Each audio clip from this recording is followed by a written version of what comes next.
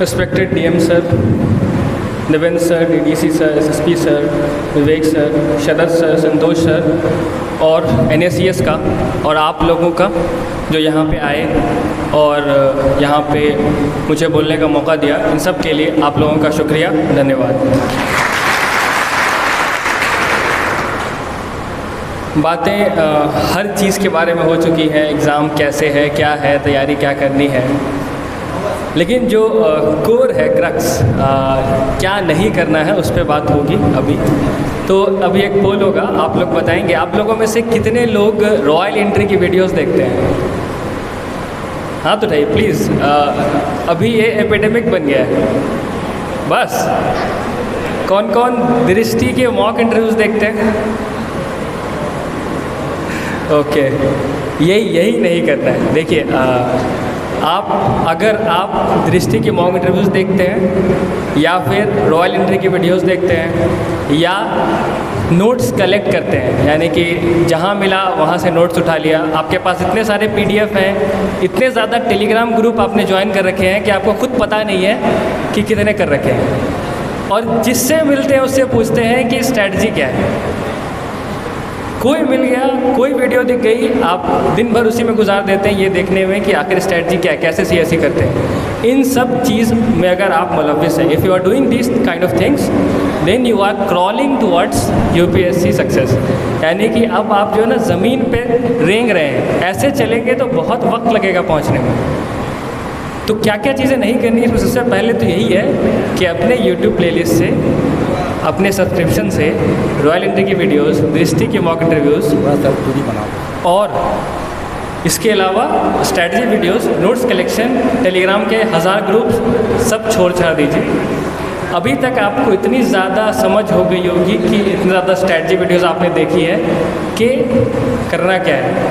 अगर अभी भी समझ नहीं हुई है तो अभी क्वेश्चन आंसर सेशन होगा, एक भी डाउट खाली नहीं जाना चाहिए। आप लोग हर चीज़ पूछ सकते हैं यहाँ पर। जो एक बार पूछ लिया, स्ट्रैटेजी जो बन गई उस पर स्टिक करना है, ठीक है। तो सबसे पहले जो आपको बता दिया क्या नहीं करना है वो ये है।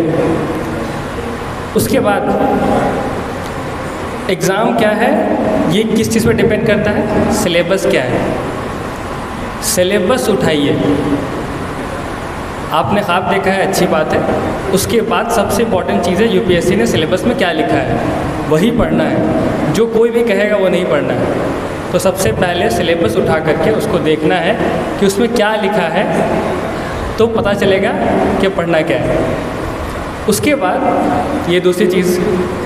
तीसरी चीज़ जो कि शरद सर ने भी कहा कि प्रीवियस ईयर क्वेश्चंस को एनालाइज करना, सिर्फ बनाना नहीं है, सिर्फ उसके सॉल्यूशन नहीं देखने कि अच्छा ये पूछा गया था, सॉल्यूशन ये है, आपने याद कर लिया।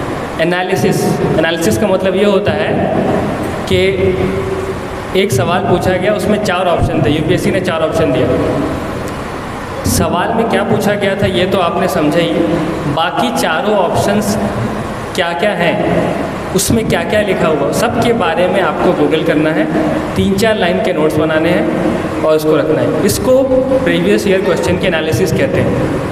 ये ऐसे आपको रिलीजियसली प्रीवियस ईयर क्वेश्चन को फॉलो करना है, तब आपको यूपीएससी की एग्जामिनर माइंडसेट के बारे में पता चलेगा कि एग्जामिनर सवाल बनाता कैसे है। तब आपको डर नहीं लगेगा जब आप सवाल देखेंगे पहली बार, ठीक है। इसके बाद जो आपसे देवेंद्र सर ने पहले कहा था कि एक टॉपिक के लिए 1000 रिसोर्सेज की ज़रूरत नहीं है, सिर्फ एक रिसोर्स की ज़रूरत है, उसी पे स्टिक करना है। अगर आपको हिस्ट्री पढ़नी है तो आपने एनसीईआरटी से भी पढ़ा, एक कोचिंग क्लास में कर लिया, यूट्यूब पे फ्री वीडियो भी देख लिया, इतनी ज़रूरत नहीं है। एक जगह से पढ़ना है और उसके नोट्स बनाने हैं, उसी को रिवाइज़ करना है। इसके बाद आपने जो स्ट्रैटेजी बनाई है वो अभी आपने शुरुआत की होगी। आप जिस जगह पे हैं, अगर आप शुरुआत है, अभी आपने एक बार भी एग्ज़ाम नहीं दिया है तो अभी आप तैयारी कर रहे होंगे, उसमें जो स्ट्रैटेजी बनाई है उसको हर एक हफ्ते 15 दिन पे बदल नहीं देना।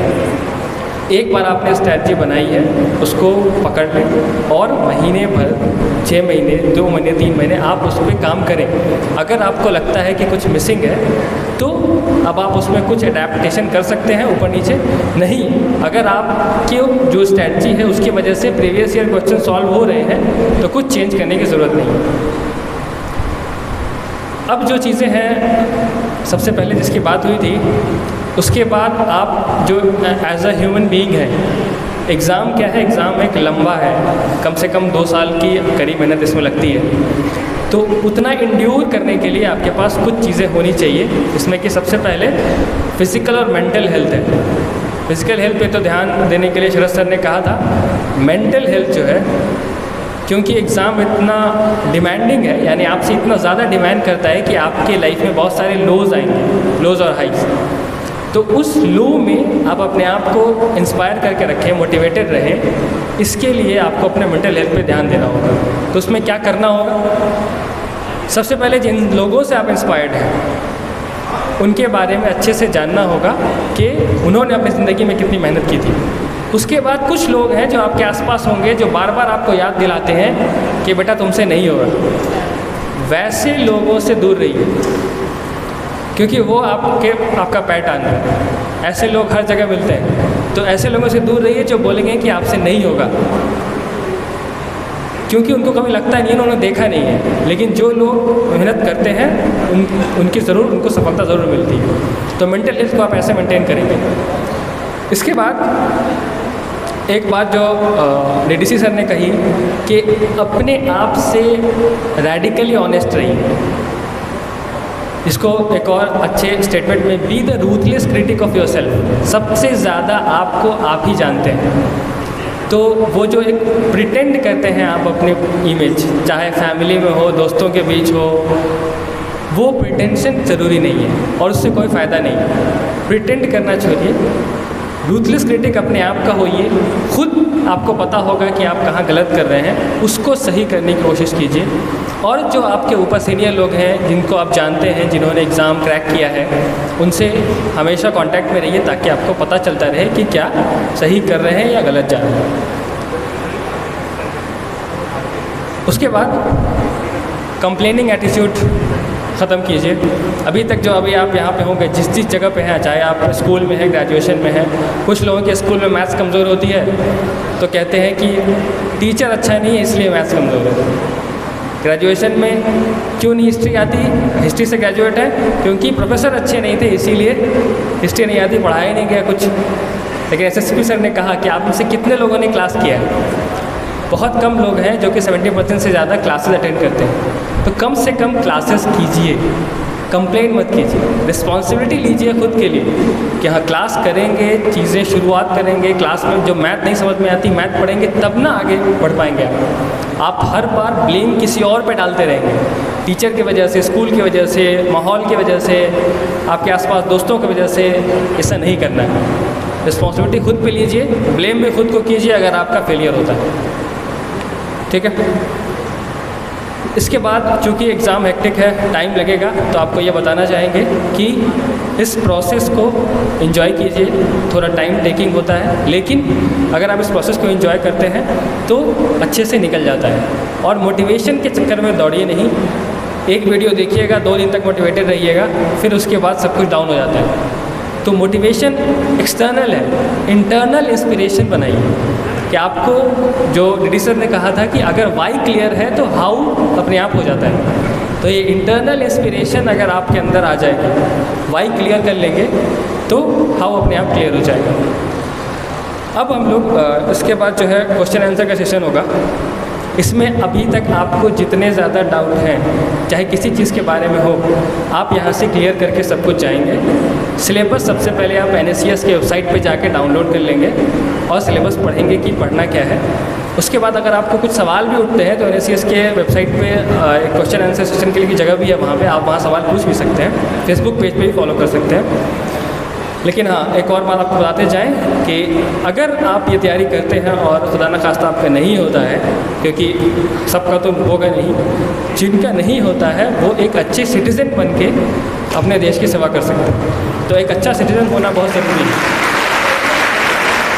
तो चूँकि टाइम बहुत ज़्यादा हो चुका है, तो मैं अपनी बात यहीं पे ख़त्म करना चाहूँगा और आप सबका धन्यवाद फिर से यहाँ पे आने के लिए। और आपको बता दूँ कि आपके पास जितने भी क्वेश्चंस हैं आप प्लीज़ पूछें। Thank you again.